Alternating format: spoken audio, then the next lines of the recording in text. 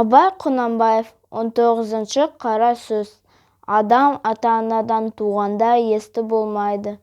Естіп, көріп, ұстап, татып ескерсе, дүниедегі жақсы, жаманды таниды дағы.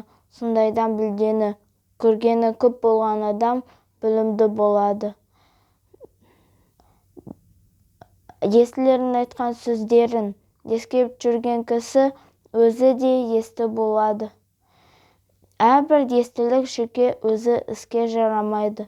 Сол естілерден естіп, жақсы нәрселерді ескерсе, жаман дегеннен сақтанса, сонда іске жарайды.